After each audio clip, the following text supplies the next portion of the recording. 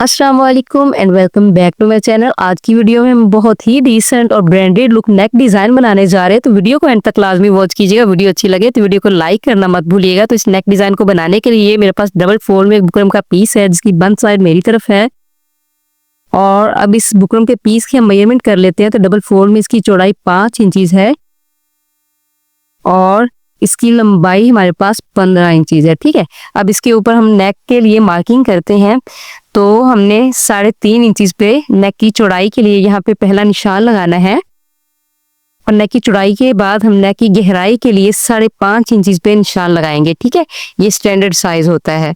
और अब हमने यहाँ पे भी एक 3.5 इंचीज पे निशान लगाना है ताकि ऊपर और नीचे का मार्जिन बराबर रहे। अब इन निशानों को मिलाते हुए हमने एक बॉक्स ड्रा कर देना है और यहाँ पे भी अब हम लाइन लगाएंगे। तो जी बॉक्स हमने ड्रा कर ली है। अब इसके अंदर ना हमने बहुत ही प्यारी सी गुलाई देनी है हल्के हाथ की मदद से। ठीक है, तो जी यहाँ पे हमने गुलाई भी हमने दे ली है। ठीक है, अब ये देखिए हमने इसके गिरना 1.25 इंच का अगर मार्जिन ऐड करना है। ठीक है, यहाँ पे 1.25 इंच पे मैं निशान लगा रही हूँ।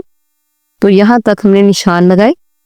ठीक है, यहाँ तक। ठीक है, अब इन निशानों को मिलाते हुए ना हमने मार्जिन ऐड कर देना 1.25 इंच का। तो ये मार्जिन ऐड हो गया है। तो जी अब यहाँ पर भी ना हमने 1.25 इंच पे ना निशान लगा लेने हैं। ठीक है, यहाँ पे ये 1.25 इंच पे हमने यहाँ पे निशान लगा लेने हैं और अब इन निशानों को मिलाते हुए ना हमने एक लंबी लाइन ड्रॉ कर लेनी है स्केल की मदद से। तो जी ये लाइन ड्रॉ हमने कर ली है। अब ये जो सेंट्रल हमारे पास क्रीज है ना, इसके ऊपर भी हम एक लाइन ड्रॉ कर लेंगे ताकि हमारा सेंटर बना रहे। तो जी ये लाइन ड्रॉ कर ली है। अब हम इस अपने पैटर्न की कटिंग करेंगे। तो साइड से हमने एक्स्ट्रा बुकरम को कट कर देना है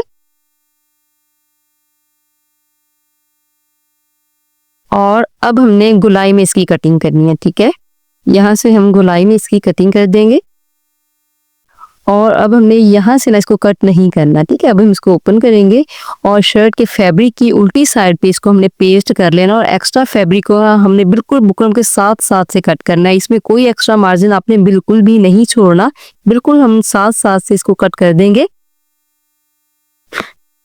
तो ये एक्स्ट्रा फैब्रिक हमने कट कर लिया। अब सेंटर जो लाइन थी ना, इसके ऊपर से भी हमने कटिंग कर देनी। यहाँ तक कटिंग करके ना यहाँ पे ना हमने तकरीबन 1.25 इंच यहाँ नीचे से छोड़ देना और यहाँ से एक सीधी लाइन ड्रॉ कर लेनी है। ठीक है, अब ये जो दोनों साइड्स हैं ना, इनको इस तरह से बराबर पकड़ना है हमने। तो दोनों साइड्स को ना हमें बिल्कुल बराबर इस तरह से रखना है। ठीक है, मैं आपको क्लोज करके भी दिखाती हूँ। और यहाँ से ना तकरीबन 1 पॉइंट, ठीक है, ये देखिए 1 पॉइंट का मैं गैप छोड़ रही हूँ। यहाँ से इसको तिरछा इस तरह से ना कर देना है हमने। ठीक है, और यहाँ से मैंने छोटा सा कट लगा लेना है तिरछा, ये इस तरह से। ठीक है, जितनी चौड़ी आप बूट पाइपिंग करना चाहते हैं ना, उतना चौड़ा इसको तिरछी लाइन लगा के हम यहाँ से कट लगा लेंगे।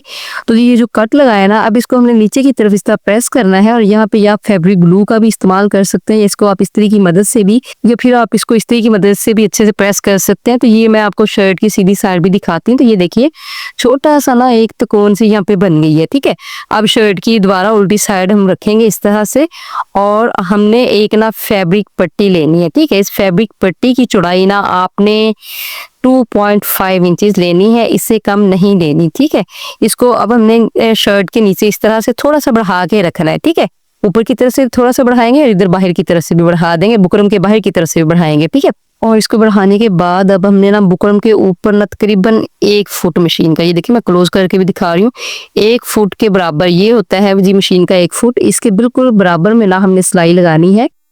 देखिए आपको सिलाई जो है ना नजर भी आ रही होगी। तो जी यहाँ पे आके कट पे हमने सिलाई को क्लोज कर देना है बिल्कुल इसके बराबर में। ठीक है, यहाँ पे आके हमने अपनी जो सिलाई है ना, इसको टांके को पक्का करना है और यहाँ से अब हमने इसको कट कर देना है। तो जी अब हमने ना इस शर्ट को इस तरह से अपने सामने रख लेना है। ठीक है, दूसरी तरफ ये पट्टी लगाने के लिए ना अब इसको हमने नीचे की तरफ बढ़ा के रखना है। ठीक है, बुकरम के जहाँ पे खत्म होना है उससे थोड़ा सा बढ़ा के रखना और यहाँ पे भी अब हमने 1 फुट की सिलाई लगा लेनी है। तो जी यहाँ सिलाई कंप्लीट हो गई है। अब हम यहाँ से धागे को कट करेंगे और यहाँ से हम शर्ट की सीधी साइड अपनी तरफ करेंगे और एक्स्ट्रा फैब्रिक को भी यहाँ से कट कर लेंगे।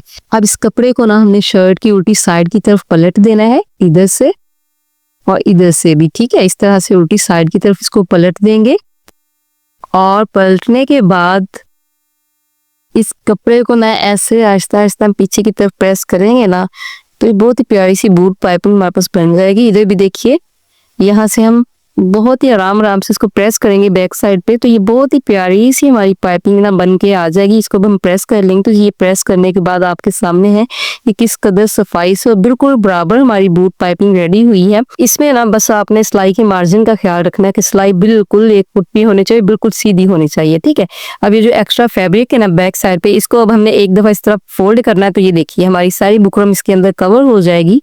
दूसरी साइड से भी ऐसे ही करेंगे, इसको प्रेस कर लेंगे। प्रेस करने के बाद इसको तरपाई भी हमने कर ली। तो जी हमने फिलहाल इसको प्रेस करके गम स्टिक से पेस्ट कर लिया, बाद में मैं इसको तरपाई कर लूँगी। नीचे से भी एक्स्ट्रा फैब्रिक को फोल्ड करते हुए मैंने प्रेस कर लिया है। अब हमने शर्ट को इस तरह से रखना है और यहाँ से जो एक्स्ट्रा हमारा फैब्रिक नजर आ रहा है ना, इसको हमने यहाँ से कट कर देना है, ठीक है। यहाँ से भी हम इसको कट कर देंगे और इसके बाद हमने रेप पट्टी लेनी है, ठीक है। ये ना आपने तिरछे फैब्रिक से कट करनी है, जिसको रेप पट्टी बोलते हैं। ये भी 2.5 इंच चौड़ी होनी चाहिए। और अब हमने शर्ट की उल्टी साइड को रखना है और इसके नीचे इस फैब्रिक को थोड़ा सा बढ़ाते हुए रखना है, ठीक है। तकरीबन 1 पॉइंट बढ़ा के रखना है इसको। और यहाँ पर भी हमने ना 1 फुट की सिलाई लगानी है।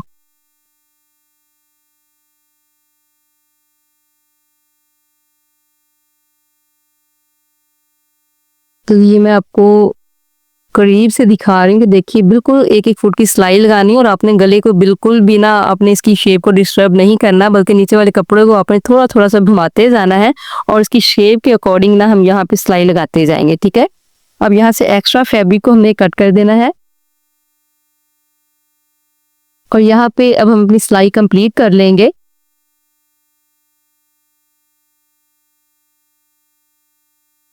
और इसी तरह से ना अब हमने गले की दूसरी साइड पे भी ये जो ना हमने वो रेप पट्टी है इसको स्टिच कर लेना है 1 फुट के गैप पे। तो जी यहाँ पे अब हमने पहले सिलाई को पक्का करना है और थोड़ा थोड़ा सा ना कपड़ा बढ़ा के हमने रखना है बुकरम से, ठीक है। तो यहाँ पर भी अब हमने 1 फुट की सिलाई लगानी है और थोड़ा थोड़ा सा कपड़े को ना अब हमने यहाँ से नीचे से इस तरह सेट करते जाना है और अपनी सिलाई को यहाँ पे अब हमने कंप्लीट कर लेना है और यहाँ से एक्स्ट्रा फैब्रिक को हमने कट कर देना है, ठीक है। और अब इस शर्ट के फैब्रिक को हमें सीधा रखना है और इस एक्स्ट्रा कपड़े को इस तरह से फोल्ड करना है और इस कपड़े को हमें बैक साइड की तरफ पलट देना है, ठीक है। तो ये देखिए कितनी प्यारी बूट पाइपिंग रेडी हो गई है, ठीक है। अब हम इसको यहाँ पे ना इस्त्री कर लेंगे, ठीक है। यहाँ पे इस्त्री करेंगे। तो ये मैंने प्रेस कर लिया और ये शर्ट की बैक साइड भी देखें।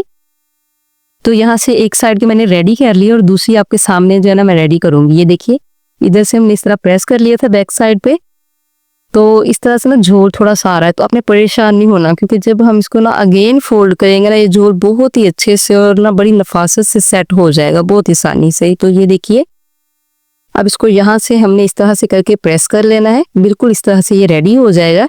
और इसकी फ्रंट साइड भी देखें कितनी नीट रेडी हुई है। तो ये शर्ट की बैक साइड है और ये हमारी शर्ट की ना फ्रंट साइड है, ठीक है। अब ना हमने एक फैब्रिक पट्टी रेडी कर लेनी है। ये देखिए, तो इस फैब्रिक पट्टी की जो चौड़ाई है ना ये तकरीबन 3 इंच है, ठीक है। और इसकी जो लंबाई है ये हमने तकरीबन 12-13 इंच ले लेनी है।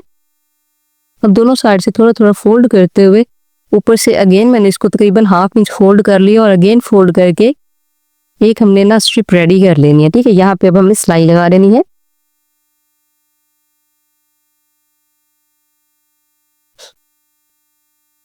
तो ये हमारी स्ट्रिप रेडी हो गई है।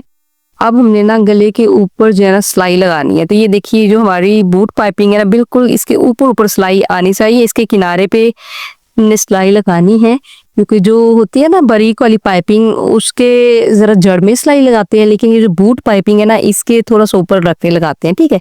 अगर जो है ना आपने इस गले को बंद करना तो यहीं पे हम स्ट्रिप लगा देंगे, लेकिन मैंने 1.5 इंच का तकरीबन गैप छोड़ना है। तो यहाँ पे मैं ये जो ना हमने स्ट्रिप रेडी की थी इसको यहाँ पे नीचे रखेंगे और यहाँ पे ना किनारे किनारे की ना हमने सिलाई लगा देनी है। और सिलाई वो लगानी है जो बूट पाइपिंग के ऊपर थोड़ी सी नजर आए, क्योंकि जितनी बूट पाइपिंग के ऊपर सिलाई लगेगी उतनी ही नफासत से ना हमारी बूट पाइपिंग रेडी होगी। ठीक है, तो आपने इसकी जड़ में सिलाई नहीं लगानी, बल्कि वो सिलाई लगानी है जो कि बूट पाइपिंग के ऊपर आए, बिल्कुल किनारे किनारे पे इसके आए।